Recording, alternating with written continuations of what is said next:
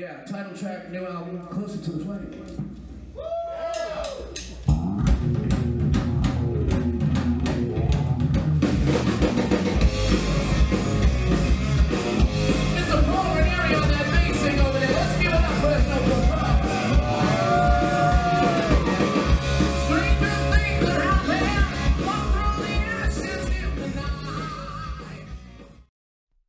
Hello and welcome back to the Nasty Metal Production Grid YouTube, and welcome to another Friday review. And today I am here to review Closer to the Flame, which is the debut full-length album from Rick Ventura's Riot Act, released through Global Rock Records on April 1st of this year. Now, if you're not familiar with Rick Ventura, he was a part of the classic lineups for the band Riot, which spanned from 1979's Narita up to about 1983's Born America. Now, I had caught Riot Act just 2 weeks ago in their support for Raven on their Wiped Out 40th Anniversary Tour. And again, I got footage of their stuff as well, and that's all also caught in my review for that concert, which you can find on this channel under the name Wiped Out at Strummers. So, without further ado, let me get into my overall thoughts on Closer to the Flame from Riot Act. Let's get to it, folks.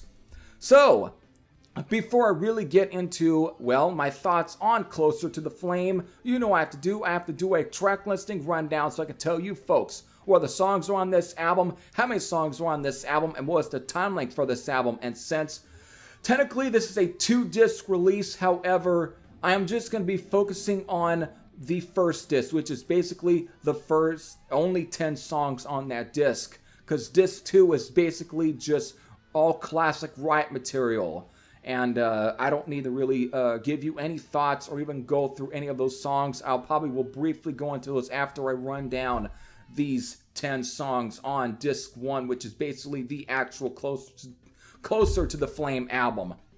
So again, 10 songs. It roughly pretty much clocks in just very much under 36 minutes. It's pretty much way over 35 minutes, but barely under 36 minutes. So there, again, I'm going to bring up the track listing anyways, and you'll see was the actual time length, because I forgot to tally up the length for the album. But let's just get into these 10 songs, of course, beginning with the title track, Wanted, Straight for Your Heart, Smoking Gun, Almost There, Stand or Fall, Love Comes Round, Angelina, Right Between the Eyes, and then finally ending with Rock, Love, and Roll. So there you go. There's your 10 songs on basically disc 1, which is the actual album. Now, I'm going to briefly run through the track listing for disc 2, which is all classic Riot material, which spans at least songs from Rock City up to about Fire Down Under. So, of course, these are 12 tracks on this disc.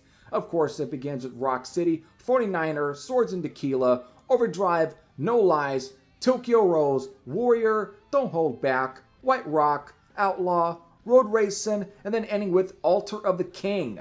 So there you go, folks. There's your 12 songs on disc number 2 for Closer to the Flame. And of course, the copy that I got right here is the European pressing, which the logo is slightly different from the American pressing of the sound, which kind of goes by the basically a mock-up of the classic Riot logo that you saw on albums like Rock City to about 1982's Restless Breed. And of course, Mark Rowley kind of retired that logo, gave out a new logo for, for like the Born America album, and then when he kind of split the band up and then reformed it in the mid or late 80s for the classic period, that would become the reshaping sound of Riot.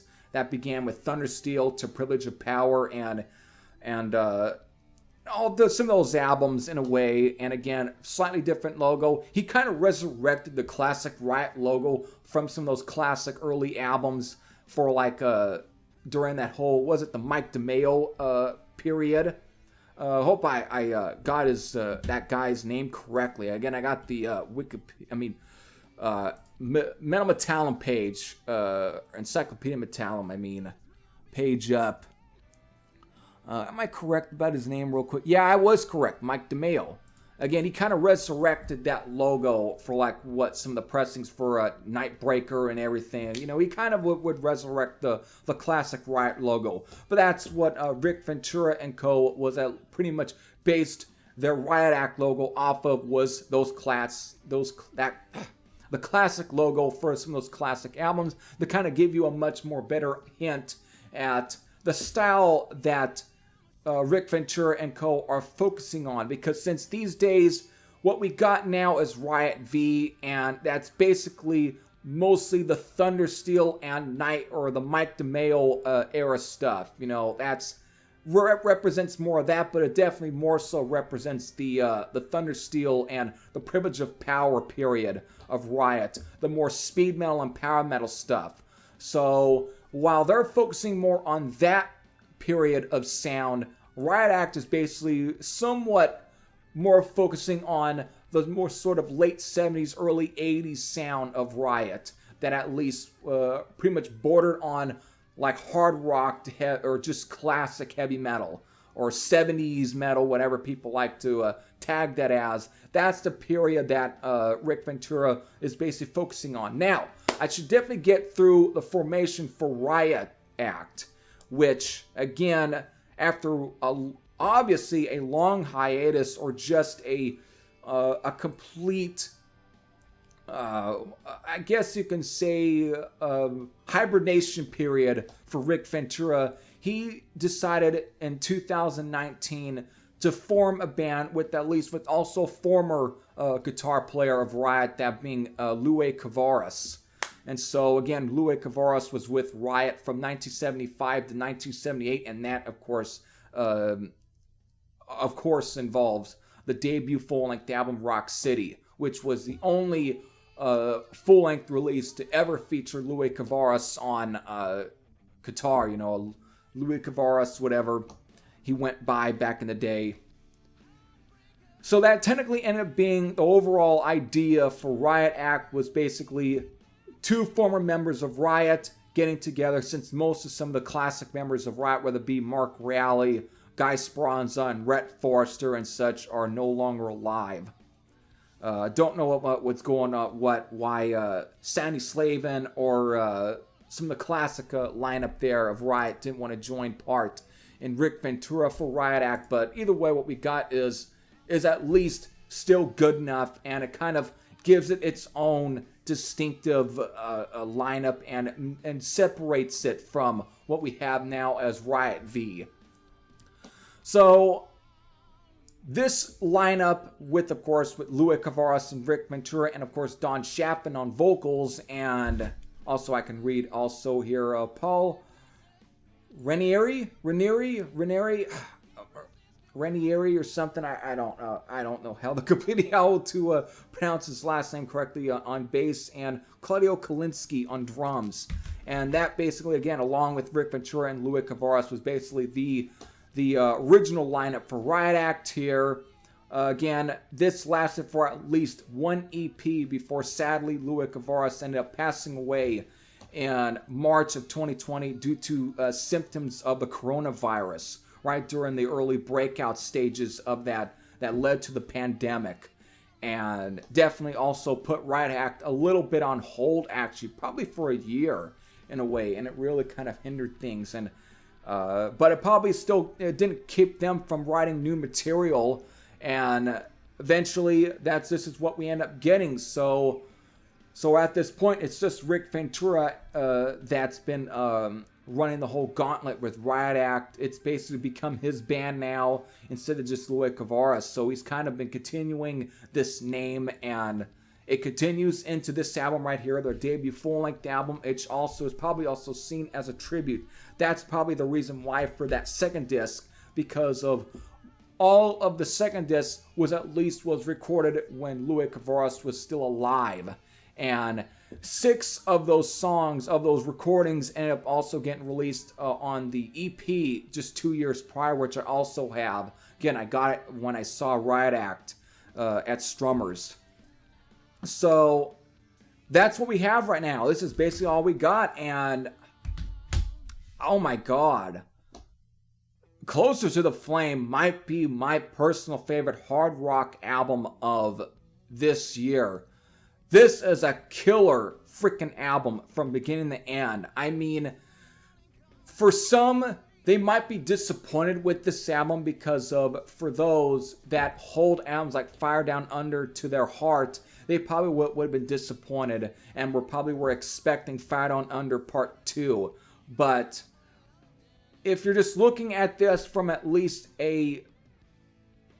from an open-minded standpoint and not try and look at this from a Riot standpoint, or let's say, or not thinking of, or just expecting another Fire Down Under, this is still a very enjoyable hard rock album, and I think that's kind of why I appreciate this so much, and I love it so much, because of, while there's definitely plenty of stuff that really harkens back to that classic Riot sound, I can tell that Rick Ventura is also trying to develop his own sound in a way that kind of separates itself from there and kind of gives it its own thing in a way that makes its own thing. Because right now, Riot V have their own thing going in a way. They're really expanding on the sort of power metal style of stuff, whereas he's definitely going for more a laid back, more fun, more energetic, and just very soulful hard rock sound that gives you vibes of, let's say, Glenn Hughes era period of Deep Purple,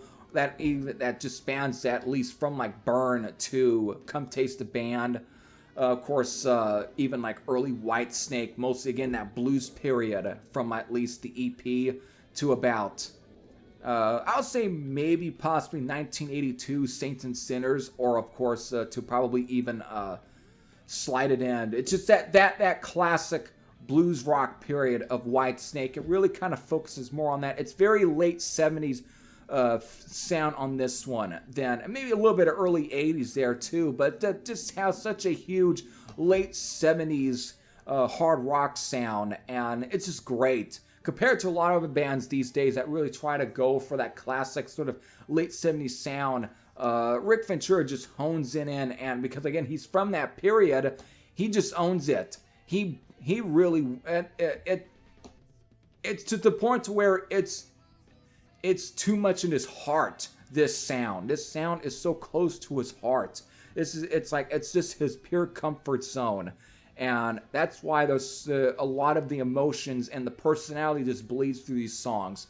Again, plenty of variety you can find on this album too. I think if anything, some of the more calmer moments on this album, the more bluesy moments, are more reminiscent, let's say, like Restless Breed, and maybe some of the, I guess you can say calmer moments, probably like Waiting for the Taken off of Narita, or even No Lies, or even Feel the Same off of like Fire Down Under, or even some of the more, again, the more straight up blues rock moments, whatever you kind of got from at least Rock City, that kind of period.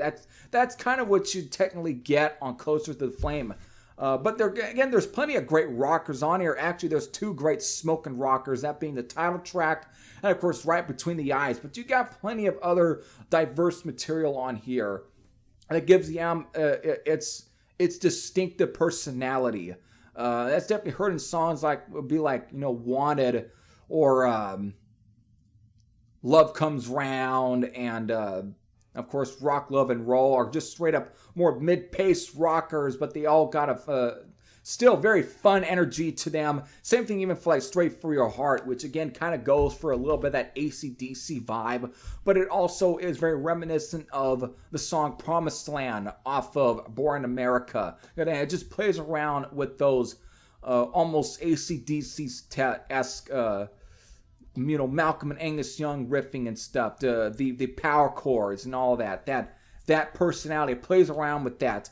Again, I can also can even see the comparisons to a band like The Cult, especially on the Electric album. But it's just, again, another fun hard rocker, and it's just a lot of ball of fun. There's definitely some bluesier moments that, again, the stuff that reminds me of Restless Breed are definitely heard in songs like Smoking Gun and Angelina. These two songs really, actually the beginning of Angelina obviously has Rick Ventura giving out his sort of Jimmy Page-esque guitar, almost atmosphere a bit, the way he strums on it, but the way that the sound of that whole beginning is so Jimmy Page-like.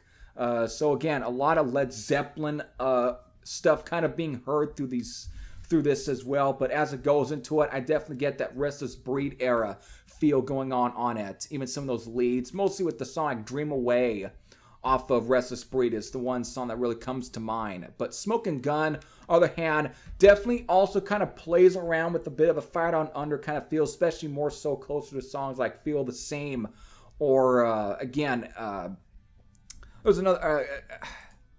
What was the other one I was thinking of? Again, there was another song off of Fire Down Under that I was thinking of. I got on my computer here. I guess Feel the Same and No Lives are the two that I was pretty much thinking of.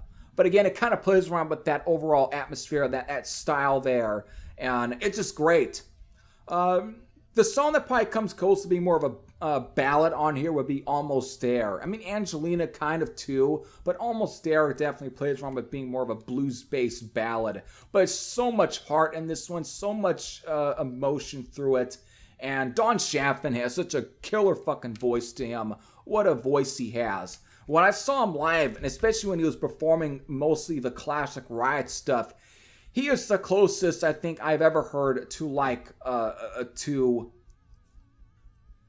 capturing the spirit and the voice of like Guy Speranza. He's just the closest to the voice of the late Guy Speranza. He really nails some of those classic Riot songs, and he just sounds the closest to Guy Speranza. And when I hear songs like Smoking Gun or Almost There or even Closer to the Flame or some of these, my God, he nails down that Guy Speranza melodies down. He just nails that voice down so much. He is so much like him at times. I mean, he's definitely different, but he just has that to him, and it's what really kind of shines through these songs. However, that's not to say that Rick Ventura is not playing around with at least his own little style. And when I say, when I compare this sound, or at least Riot Act sound, to even like Glenn Hughes' period of Deep Purple, I know that's David Coverdale as well, but Glenn Hughes had a huge stake in the construction and the shape of Deep Purple sound from like Burn to Come Taste the Band, and that's definitely heard in songs like Stand or Fall, even like Love Comes Round, and some of those songs right here. It's like these two songs are the ones that just comes to mind. Stand or Fall has such a funky rhythm to it. It's such a groove going on in this song, and definitely play. And Paul Ranieri's bass sound and his playing, he's got the effects going on. He's got the little funky bass slapping a little bit, but not too much that you expect from like your typical funk rock band, whatever. He's got his own little style, his own personality that just kind of gives it that sort of funk feel. But Don Shafton at times has that staccato or that pacing of Glenn Hughes a bit. He really channels Glenn Hughes a bit on these two songs again. Love Come Round is just more of a rocker, but it has such a groove to it as well. Very soul. Again, that classic late 70s, early 80s Whitesnake, and even, of course, Glenn Hughes as well, especially if you're a fan of like Black Country Communion and stuff like that. It just has all that. It's just so well done. But there's really just nothing bad on here. I mean, I love every bit of it. Even the stuff that just feels so laid back, but it's still very rockin'. It just has such a heavy mood to it. God damn, there's just nothing on here that I don't that I don't like, whatever, or I dislike. There's nothing on here. It's just a great album from beginning to end. It's short and just straight to the point. And of course, I should definitely mention that at the end of Smoking Gun, there's a great sort of blues jam going on there. So yeah, Rick Ventura is kind of putting his sort of ideas and his personality in these songs that kind of separate it from even just classic Riot period. It's definitely expanding on that period, but he definitely adds his own to that kind of, that gives it more of a distinctive feel and atmosphere. And that's what I really love about this too, is that it's not just trying to copy it or ape it. It's expanding onto it and kind of moves it even more forward. I can imagine that if Mark Reale didn't disband Riot in 1983 or 84 or so, if he didn't and wanted to keep it going and stuck with this sound, I would expect that this is what Riot would sound like today, is this sort of feel. This would sound exactly like this. And again, plenty of, with those Deep Purple-esque stuff going on here and the Whitesnake stuff. Again, since, Mark Reale was such a Richie Blackmore fan, he would have been playing around with this as well and giving it his own personality. He would have really added his writing ideas. He would have built upon some of this stuff. But Rick Ventura, I think, holds his own. Some great riffs, some great guitar solos. He's great in his own hand, and everyone else, I think, pretty much just nails a lot of these songs. A lot, you can tell they're having fun with this. It's just a great album from beginning to end. Production's very much close. It has that 70s aesthetic going on. Recording's just very lively. So there's just nothing bad I can say about these. So there we go. So that's it, folks. There's my overall thoughts on Closer to the Flame from Riot Act, and I'm giving it a 10. I'm just giving it a 10 out of 10. It's just I've listened to this album so much that each time I listen to it, I don't get tired of it. There's just something about this album that does more for me than I think most other rock albums from this period. Hell, what I've heard of the recent stuff from Sammy Hagar and the Circle just hasn't really grabbed me the same way that the first album did. And I don't think if I had gotten the new one, I don't think it would even do as much for me as this album did. And this is a fantastic album from beginning to end. It's just a lot of hooks on this album. There's a lot of melodies on here. It's so memorable. It's catchy. That's all I got to say. It's a fantastic album from beginning to end. So, again, I'm basing my rating and my overall enthusiasm just based off these 10 songs and not so much Disc 2, because Disc 2 is more bonus material, and I don't count bonus material as part of my reviews. I don't, or even when it comes to the rating, I don't. So, I just where I'm at with this one. It's just so great. This is a fucking great album from beginning to end. So, if you haven't checked out Closer to the Flame, and you obviously are a big early Riot fan, you might find a little bit of disappointment on the first listen, but if you give this album a bunch of listens, or just, repeated listens and everything, obviously I think this is going to grow on you. It will grow on you. Me, I loved it from the first, I loved it from the beginning, and with each listen, it just got better. And at this point, it's just completely won me over. What a fantastic album from beginning to end, and easily some of the best rock albums of this year. I don't really classify this as heavy metal. I don't. Not even classic metal at times. It borders on that, but since obviously these days metal is just so distinctive now, you kind of can tell what's metal and isn't, now. But still, for a fun, great hard rock album, this is great. This is fantastic, and I just love it from beginning to end. So there we go, folks. I recommend Closer to the Flame. So that's it. Hope all of you enjoyed. This is Heavy Thrasher saying I'm out, and I'll see you all later. Take care, everyone.